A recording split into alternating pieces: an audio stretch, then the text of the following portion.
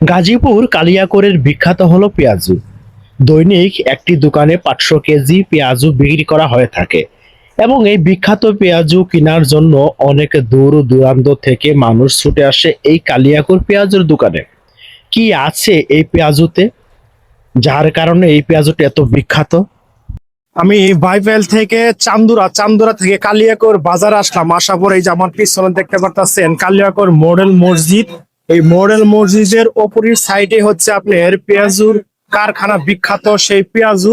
এখন আমি আপনাদেরকে সেই পেঁয়াজু কারখানায় লয়ে যাব, কিভাবে পেঁয়াজু বানায় এবং কি পরিমাণে সেল হয় সেই তথ্যটাই দিব। ভিডিওটা শেষ পর্যন্ত দেখতে থাকুন। এটি হচ্ছে কালিয়াকৈর বাজারের সেই বিখ্যাত পেঁয়াজুর দোকান। দৈনিক 500 কেজি পেঁয়াজু বিক্রি করা হয়ে থাকে এই দোকান থেকে।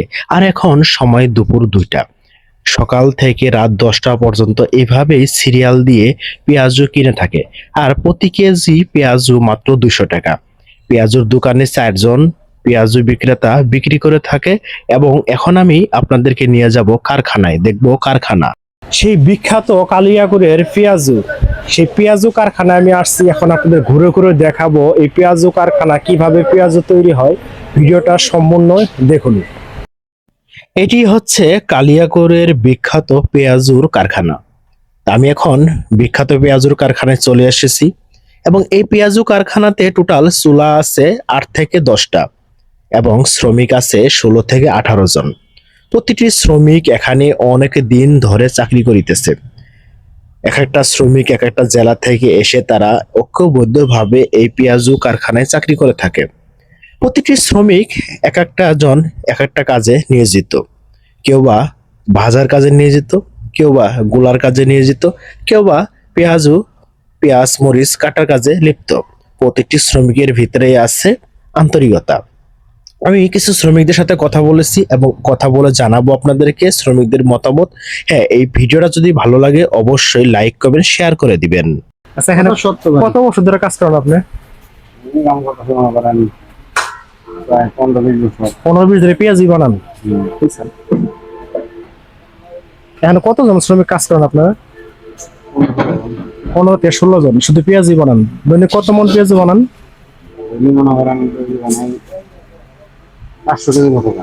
500 কেজি সবগুলো সেল হয়।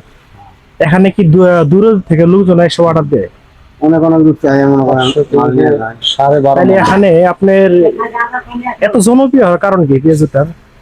মনে করেন অনেক সুস্বাদু কেজি, মনে করেন তাই মনে করেন অনেক দূর দূর ঘন্টায় তারা যেত বছর ধরে আপনার কাজ করছেন, আমি তো গরমে কুলাইতে পারতেছি না। আপনাদের কি অবস্থা গরমে? আমি কখনো অভ্যাস হয়ে গেছে। আমরা অভ্যাস হয়ে গেছে। এইভাবে মাথায় নিয়ে যাচ্ছেন আপনার দোকানে না? এইভাবেই সারাদিন এইভাবেই তারা কারখানা থেকে মাল মার্কেটে নিয়ে যাচ্ছে, ওখান থেকেই সবগুলো মাল সেল হয়। এই ভাইটির বাড়ি হলো ময়মনসিংহ জেলা। সে অনেক বছর থেকে এখানে চাকরি করিতেছে এবং ভালো একটি স্যালারিও পাচ্ছে। এখানে চাকরি করে তার কাছে অনেক স্বাচ্ছন্দ্য মনে হয়, কেননা কেউ জিজ্ঞাসা করলে সে বলতে পারে কালিয়াকৈরের বিখ্যাত পেঁয়াজুর কারখানাতে সে চাকরি করে। এবং আজ অনেক গরম এই কারখানার ভিতরে, এই গরমের ভিতরেও তারা যেভাবে পরিশ্রম করে যাচ্ছে, আমি এখানে বেশিক্ষণ টিকে থাকতে পারতেছি না কারণ প্রচুর গরম লাগতেছে, কিন্তু তাদের কাছে এটা গরম মনে হচ্ছে না। এখান থেকে কেউ নিয়ে যাচ্ছে দোকানে, আবার দোকান থেকে কেউ সেল দিচ্ছে কাস্টমারদের কাছে। এখানকার পেঁয়াজ সত্যি অসাধারণ। কারখানাতে অনেক গরম, তো গরম হলেও তৃপ্তি আছে। তারা অনেক বছর চাকরি করে, কারণ এটার একটা আলাদা একটা চাহিদা আছে। এটার যে একটা চাহিদা, সেই চাহিদার দিকে তাকালে তাদের কষ্ট বা গরম কিছুই মনে হয় না। ভাই, আপনাদের কাছে গরম মনে হয়? আমার কাছে কিন্তু অনেক গরম মনে হচ্ছে। তাই না? দেখেন, ওনার কাছে গরমই মনে হচ্ছে না। কেন জানেন?